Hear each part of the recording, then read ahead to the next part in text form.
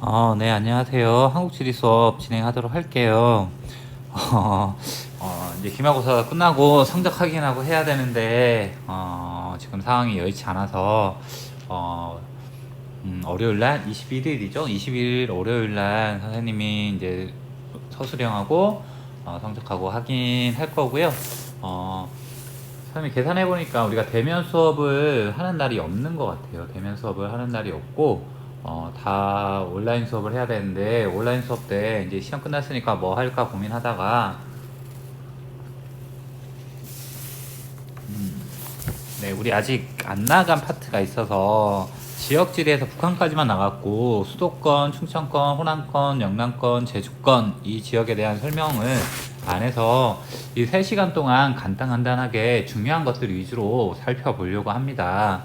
네, 좀 시험 끝나서 좀 그렇겠지만 예, 수업을 좀 들어주셨으면 좋겠고 97쪽 봅시다. 97쪽 교재 97쪽 보면 이제 수도권하고 강원 지방 이렇게 나오는데 수도권하고 강원 지방 봅시다. 먼저 수도권의 특성이에요. 수도권의 특성. 그래서 뭐 여기서 시험 문제 좀 잘 나오는 지역들을 굳이 표현하라고 한다면 이 서울 시험 문제로 잘 나오겠죠. 서울은 뭐 수능에서 반드시 한 문제는 나온다고 보면 되고 서울하고 관련해서 시험 문제를 좀 잘 내는 거는 뭐냐면 서울은 도시 내부 구조하고 관련된 문제가 좀 많이 출제가 되죠. 그래서 서울의 구별, 도심과 부도심, 외곽 지역의 특징 이렇게 물어보는 문제 좀 살펴봐야 될 것 같고요. 뭐 인천의 특징은 오른쪽에 있는 이 정도만 알고 있으면 될 것 같고 그 다음에 또 시험 문제 좀 잘 나오는 곳이 이 서울을 둘러싸고 있는 지역이에요. 뭐 성남이라든지 뭐 부천, 고양, 뭐 하남 뭐 이런 지역들에 잘 나오는데 이 라인의 특징은 뭐냐면 이 라인 서울을 둘러싸고 있는 이 라인의 특징은 뭐라고 생각하면 되냐면 침상도시의 성격을 가지고 있어요. 침상도시의 성격을 가지고 있다. 그래서 뭐 신도시가 만들어진 지역들이에요. 신도시 특히나 일기에 만들어진 신도시들이 존재하는 지역들은 침상도시의 성격을 가지고 있다. 그래서 서울의 영향력이 매우 크다. 서울의 영향력이 크니까 여기는 침상도시의 이름에서 알다시피 주거 기능만 가지고 있어요. 그리고 아침에 일어나면 사람들이 다 서울로 출근하고 저녁이 되면 퇴근해서 이렇게 오는 그런 도시들이다. 이렇게 보면 될 것 같고요. 그 다음에 색깔 좀 달리 표현해야 되겠다. 여기에 시흥하고 안산 그리고 화성까지 평택까지 이 라인 시흥, 안산, 화성, 평택 이 라인은 수능에서 뭐가 많이 나오냐면 수도권에서 특히 공업 부분이 특화되어 있는 곳이에요. 그래서 공업 기능이 특화되어 있는 곳은 시흥, 안산, 화성, 평택 이 지역이 주어지면 수도권에서 공업과 관련된 문제구나 이렇게 풀어내시면 될 것 같고 그 중에서 여기 시흥하고 안산은 한 가지 더 기억해야 되겠죠. 외국인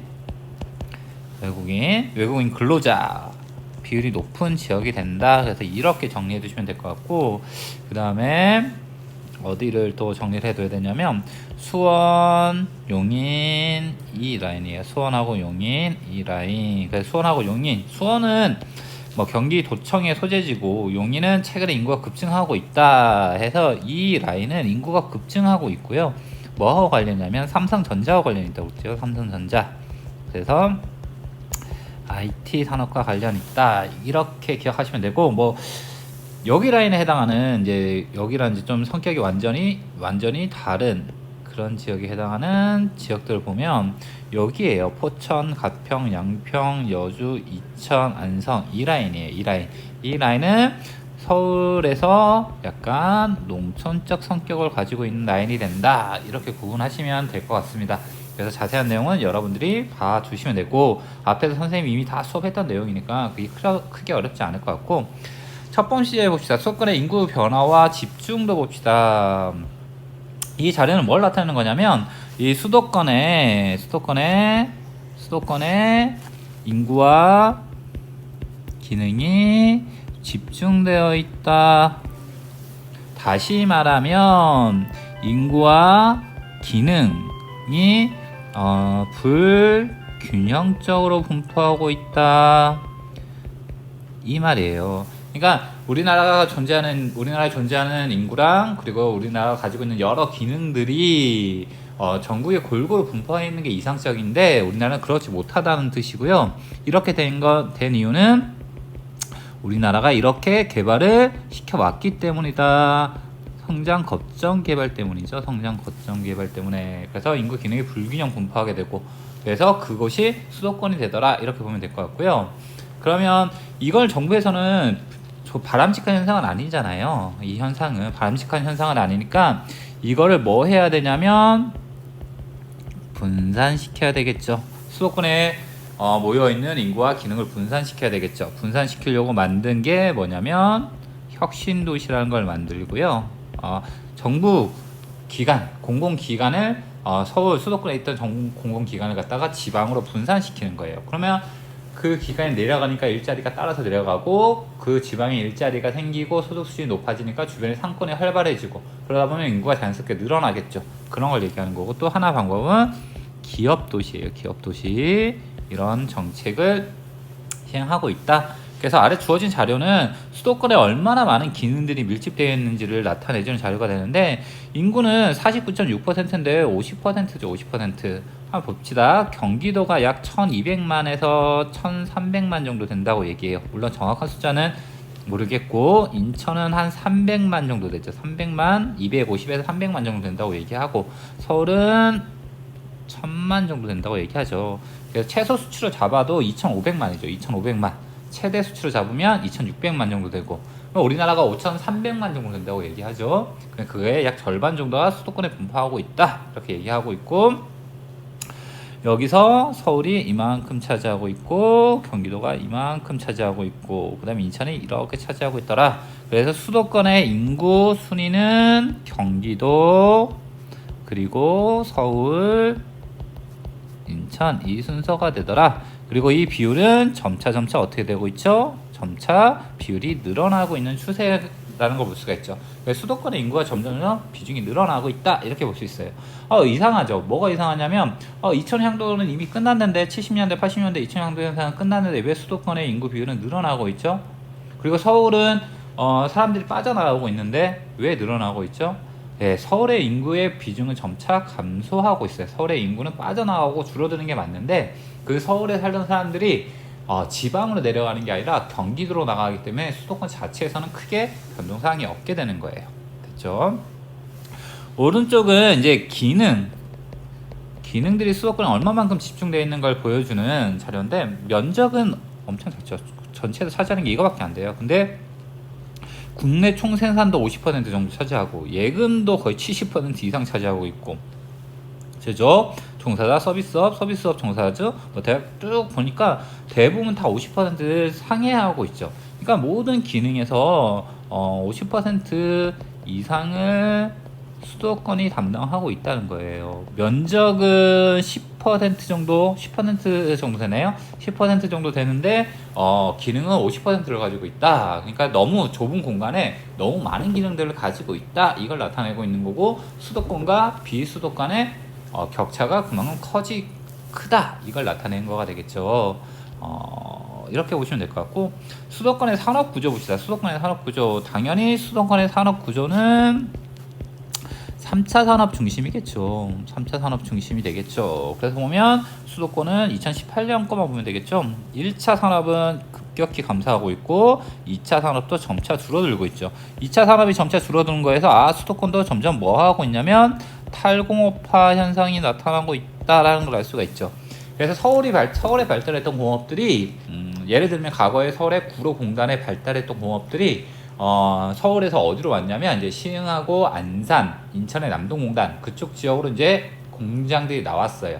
그 공업이 분산됐죠, 나왔죠. 그래서 경기도에 입주했던 이 공업들이 이제 어디로 가냐면 충청권, 우리가 얘기하는 서당, 아천이라 부르는 그쪽 지역으로 이전하고 있죠. 그래서 수도권은 점점 탈공업화 현상이 나타나고 있다. 이렇게 보시면 되고 이 자료보다는 여러분들은 이 오른쪽에 있는 이 자료를 기억해 주셨으면 좋겠어요. 이 자료는 반드시 좀 기억했으면 좋겠습니다. 중요한 자료예요. 자주 물어보고.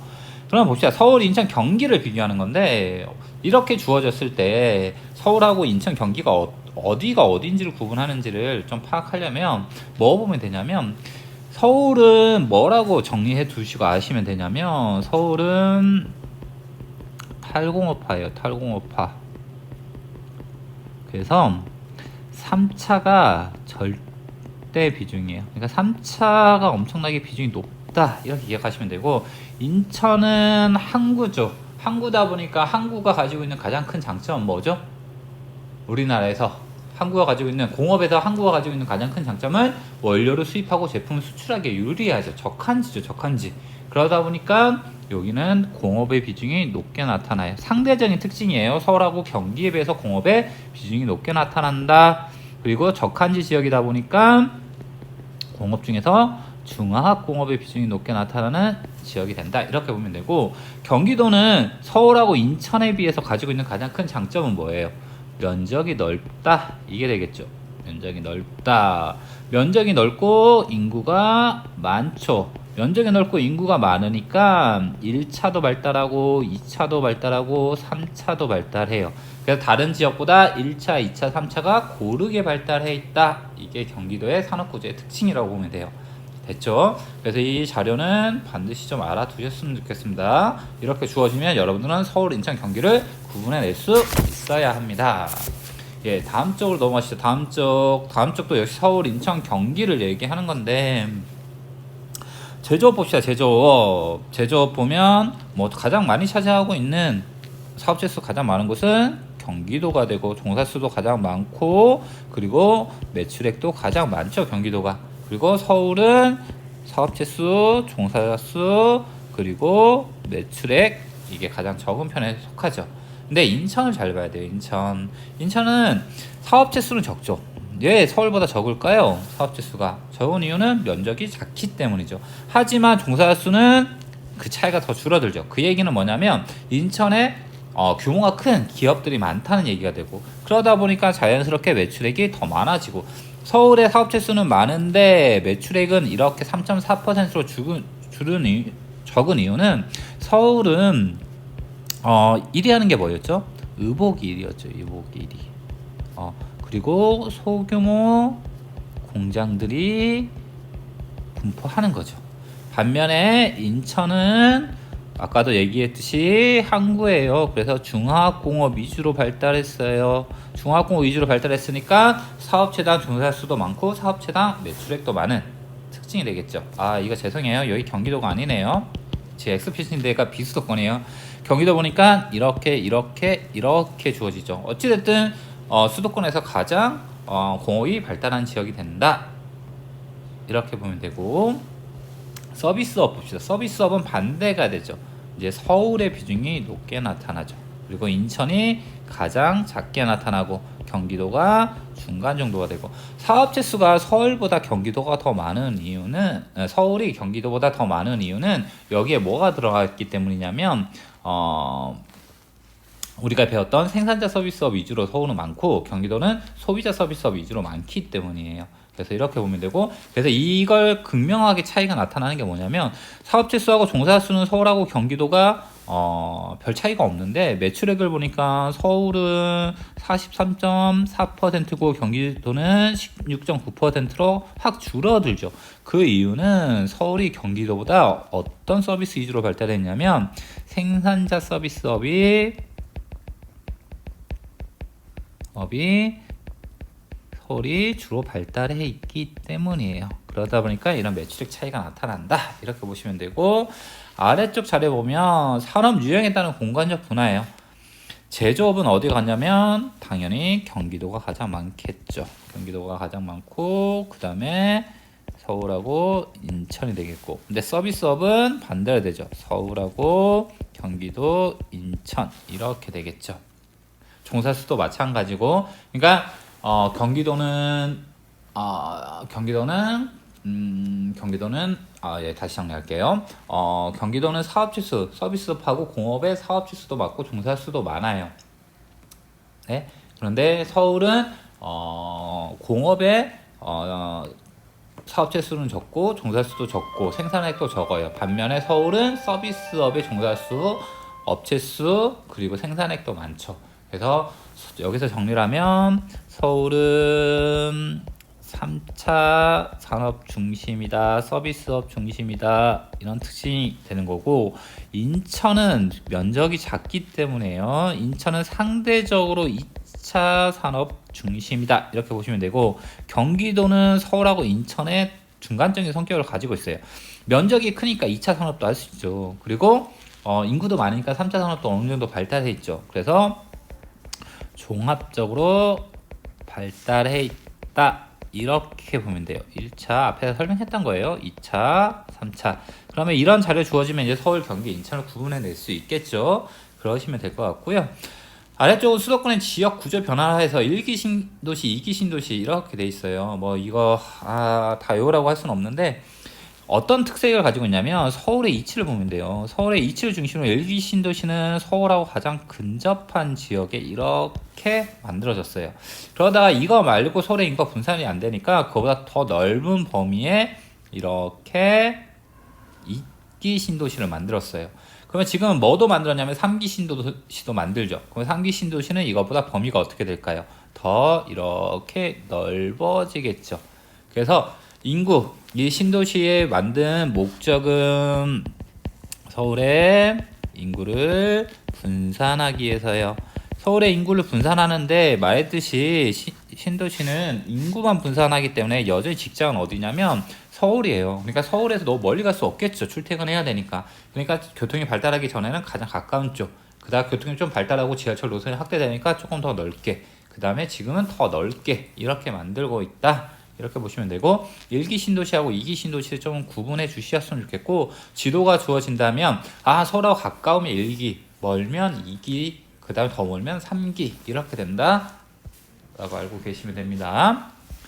예, 다음은 강원지방 봅시다. 강원지방에서 시험 문제가 잘 나오는 곳이 춘천, 원주, 뭐 평창, 강릉, 이 정도 될 것 같아요. 이 정도 각각의 특징들이 있으니까 여러분들이 보시면 될 것 같고, 이미 다 얘기했으니까 이렇게 보면 됩니다. 춘천은 뭐 알면 되냐면 강원 도청 소재지예요. 그래서 강원도의 행정적인 기능을 담당하고 있는 도시고요.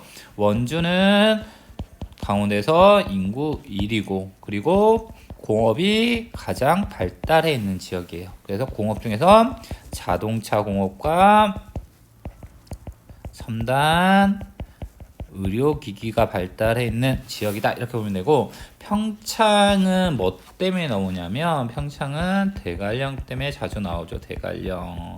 그래서 고위 평탄면이다, 해발고도가 높고 평탄한 지역이다. 그래서 기후에 영향을 주기도 하고 농업에 영향을 주기도 하죠. 그다음에 강릉은 동해 지역에 나타나는 거죠. 동해 지역에 나타나서 이 지역에 특화된 거는 관광산업이겠죠. 관광산업. 네, 관광산업이 특화되어 있고, 기후적으로는 동해하고 잡혀 있으니까 동위도상의 내륙이나 다른 지역에 비해서 겨울 기온이 높고 연교차가 작더라, 이렇게 보면 되고, 그래서 1번에 나오는 게 뭐냐면 기후예요. 기후. 그다음에 대관령, 이렇게 춘천, 대관령, 강릉이 있죠. 그래서 춘천의 특징을 보니까 춘천은 내륙에 위치했죠. 그래서 최하늘하고 최나늘에 이 연교차가 어떻더라? 그래서 춘천은 내륙에 위치해서 연교차가 크다라는 특징이 나타나고, 그 다음에 여름에 강수가 집중이 되는 거 볼 수가 있죠. 그래서 하계 강수 집중률이 높더라, 이렇게 보면 되고요. 대관령의 특징은 뭐냐면 대관령은 여름 기온하고 겨울 기온을 보면 돼요. 그래서 여름 기온과 겨울 기온이 둘 다 낮더라. 그 이유는 이 지역이 뭐기 때문에 고위 평탄면이라는 지형이기 때문에 해발보다 높기 때문에 이와 같은 특징이 나타난다, 이렇게 보면 되고요. 강릉은 상대적으로 겨울이 따뜻하죠. 겨울 기온이 높고 그리고 강수의 특징을 보니까 하계 강수 집중률이 낮죠. 이 얘기는 동해상에 위치해 있어서 동해상에 위치해 있어서다, 이렇게 보면 되겠죠.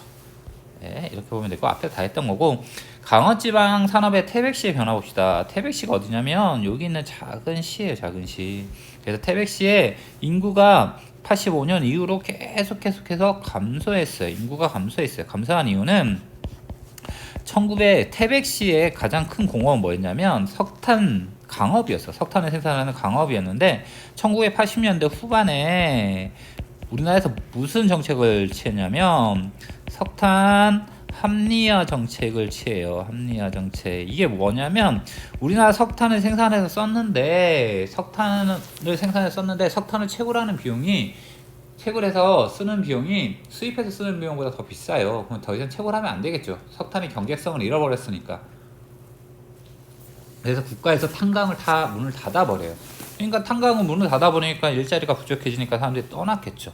떠나가지고 이렇게 변하는 거예요. 1980년대에는 강업이 절대적이었는데 이제 강업이 4.8%로 줄어들었죠. 대신에 뭘 많이 늘어났냐면 얘네들이 많이 늘어났죠.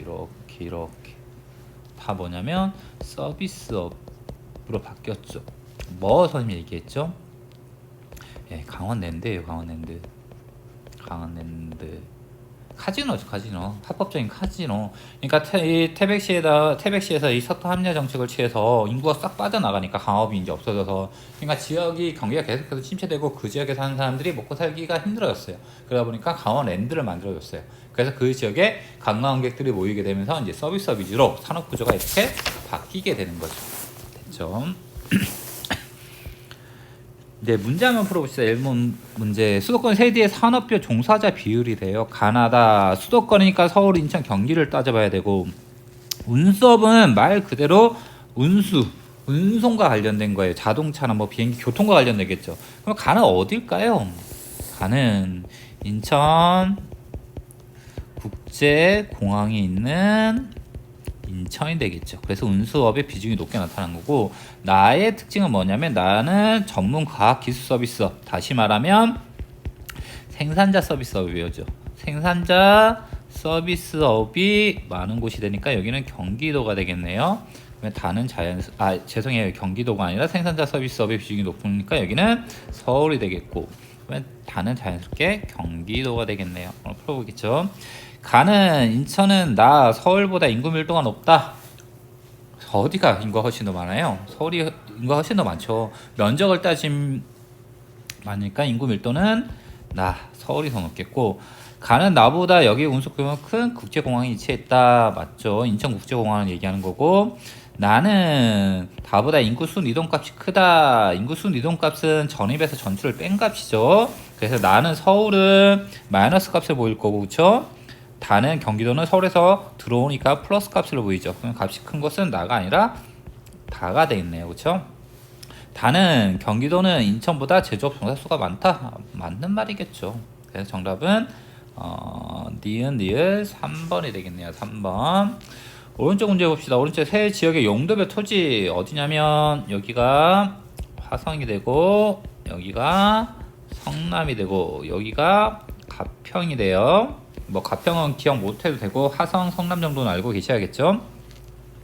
그럼 가나다 이렇게 보니까 여기에서 뭐가 가장 중요하냐면 이 대지라는 말하고 공장 용지가 중요한데, 이 공장 용지가 세 지역 중에서 가장 넓은 것은 가가 되죠. 그럼 공업 위주의 지역이라는 걸 알 수 있겠죠. 그러면 화성, 성남, 가평 중에서 공업이 가장 발달한 곳은 화성이 되죠. 그래서 화성 가가 된다 이렇게 보면 되고, 그 다음에 대지는 뭐냐면 여기 설명이 안 나왔는데 건물을 지을 수 있는 땅이란 뜻이에요. 대지는.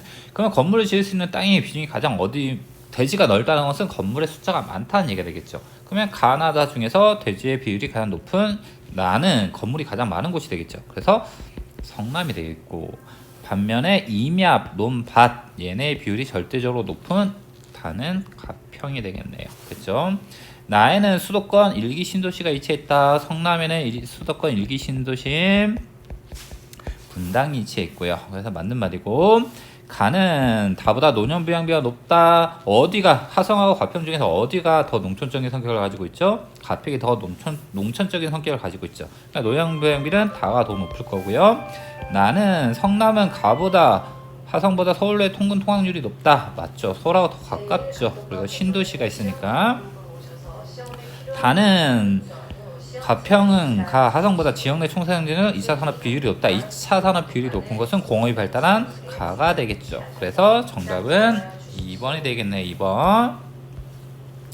그래프는 지도에 표시된 세 지역의 강수성을 나타낸 것이다. 가다 지역에 대한 설명 옳은 것은 달을 보니까 여름 강수 수준이 가장 높네요. 그러면 내륙에 위치한 곳이겠죠. 그래서 다가 되겠고, 그 다음에 겨울 강수 집중률이 가장 높은 가는 동해 쪽에 위치한 가가 되겠고, 그러면 얘는 자연스럽게 아가 되겠죠. 가는 영서 고원 지역에 위치했다. 가에 대한 설명이 아니라 대관령이니까 나에 대한 설명이고, 나는 세 지역 중 연평균이 가장 높다. 연평균이 가장 높은 것은 동해상에 위치한 가가 될 거고, 주로 북동기류가 유입할 때 많은 눈이 내린다. 북동기류는 북동쪽에서 바람이 이렇게 불어와요. 그러면 여기에 태백산맥이 이렇게 지나가죠. 그러면 눈이 가장 많이 올 것은 가가 되겠네요. 가는 다보다 기온의 연결차가 크다. 연결차는 내륙으로 갈수록 커지니까 다가 가장 크겠네요. 나는 가보다 첫소리가 내리는 시기가 이르다. 나는 해발고도가 높죠. 해발고도가 높다는 것은 겨울 기온이 낮다는 거고, 여름 기온이 낮다는 거고, 기온이 낮으니까 빨리 추워지겠죠. 그래서 첫소리가 빨리 내리겠죠. 그래서 정답은 5번이 되겠네요. 4번 봅시다. 태백시의 인구 이렇게 돼 있죠. A를 보니까 A는 1996년, 2014년 동안 A는 별반 차이가 없죠. 그리고 대신에 B는 계속해서 감소하고 있죠. 비율이. 그럼 B니까 감소하고 있는 강업이 되겠고, 이거는 도소매업이 되겠네요. 됐습니까? 인구 변화는 석탄 합리화 정책 맞죠? 1989년인가 있었어요. 그리고 2014년 태백시 인구는 1986년에 비해 절반 이하로 감소했다. 이만큼 있었죠. 한 1110 정도 되겠네요. 근데 여기는 한 50 정도 되니까 절반 이상 감소했다. 맞고, 비의 종사자 감소는 태백시 인구 감소에 영향을 끼쳤다. 결국은 강업에 종사하는 사람이 줄어드니까 이렇게 감소한 거죠. 맞는 말이고, B는 가정용 에너지 소비 구조 변화에 따라 침체되었다. 석탄, 우리나라 생산되는 석탄은 무연탄이에요. 무연탄. 이건 가정용 연료로 쓰인다고 그랬죠. 그래서 우리나라가 석탄에서 석유, 천연가스로 변하면서 석탄의 소비량이 줄어들어서 그랬다. 맞는 말이 됐고, A는 도소매업이 되고 B는 강업이 되겠네요. 그래서 정답은 5번이 되겠네요. 네, 오늘 수업은 여기까지 하고, 다음 주에 이제 충청, 그리고 호남, 영남, 제주도 이렇게 살펴봐서 이제 나머지 못 나간 부분을 마무리하도록 하겠습니다. 모두 고생 많으셨습니다.